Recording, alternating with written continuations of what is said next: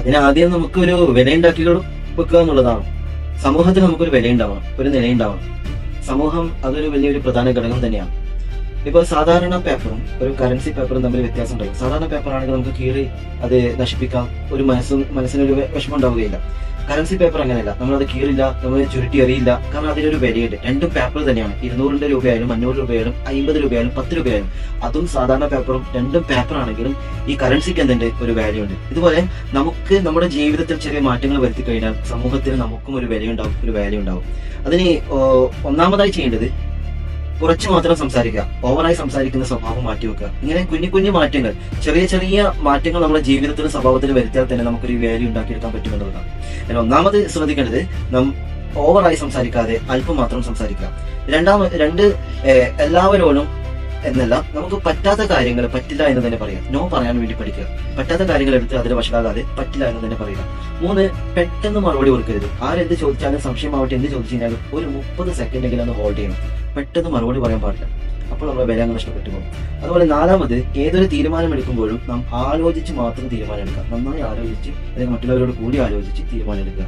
5, ആരോടും തർക്കിക്കാൻ പോകണ്ട. ആരോടും തർക്കിക്കാതിരിക്കുക. അങ്ങോട്ടും ഇങ്ങോട്ടും ഉപകാരമില്ലാത്ത തർക്കം അത് നാശത്തിലേക്ക് കൊണ്ടുപോകും. നമുക്ക് സ്വന്തം തന്നെ നമ്മുടെ മതിപ്പ് നഷ്ടപ്പെട്ടു പോകും. ഓക്കെ, സെൽഫ് കോൺഫിഡൻസ് നഷ്ടപ്പെട്ടു പോകും. 6, അധികം ആരെയും ഉപദേശിക്കാനും പോകണ്ട. ആരെയും കാര്യങ്ങൾ പറഞ്ഞു കൊടുക്കണം, കാര്യങ്ങളുടെ ബോധ്യപ്പെടുത്തി കൊടുക്കണം, അത് അവയർനെസ് കൊടുക്കണം. പക്ഷേ ഒരുപാട് അങ്ങനെ ഉപദേശിക്കുന്ന ഒരു ഉപദേശിയായി ഉപദേശിക്കാതിരിക്കുക. 7, സമ്പന്നനാകാൻ വേണ്ടി ശ്രമിക്കുക.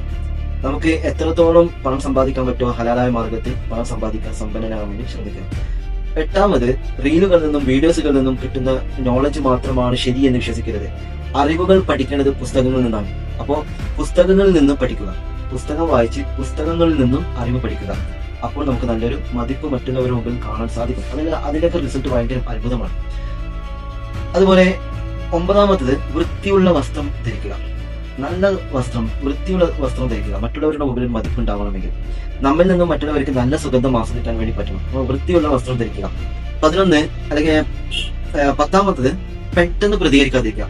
ഒന്നിനോടും പെട്ടെന്ന് പ്രതികരണം ഉണ്ടാവാൻ പാടില്ല.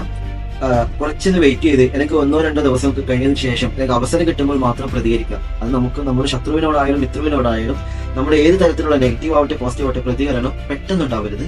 ഒന്ന് ഹോൾഡ് ചെയ്ത് കുറച്ച് ടൈം എടുത്ത് അവസരം നോക്കി പ്രതികരിക്കുക. അതുപോലെ മറ്റുള്ളവരെ കേൾക്കാൻ വേണ്ടി ശ്രമിക്കുക. നല്ല ശ്രോതാവുക, കേൾക്കണം. ആരെന്ത് പറഞ്ഞു കഴിഞ്ഞാലും കേട്ട് നിൽക്കാൻ കേൾവിക്കാരനായി മാറുക. 2 ചെവിയും 1 നാവുമാണുള്ളത്. സംസാരം കുറച്ചും കേൾവി നല്ലോണം വേണമെന്നാണ്. അപ്പോൾ നന്നായി കേൾക്കുന്ന നല്ല കേൾവിക്കാരനാവുക. അവസാനമായി നമ്മൾ ആരെയും പരദൂഷണം പറയുന്ന സ്വഭാവം ഉണ്ടെങ്കിൽ നമ്മൾ ഒഴിവാക്കുക. എന്തെങ്കിലും ആരെങ്കിലും തമ്മിൽ എന്തെങ്കിലും പറഞ്ഞു പോകുന്നത് പോലെയല്ല, പരദൂഷണത്തിന്റെ ഒരു ഹാബിറ്റ് തന്നെ നമുക്കുണ്ടെങ്കിൽ ആ സ്വഭാവം അങ്ങ് പാടെ ഉപേക്ഷിക്കുക, ഡിലീറ്റ് ചെയ്യുക.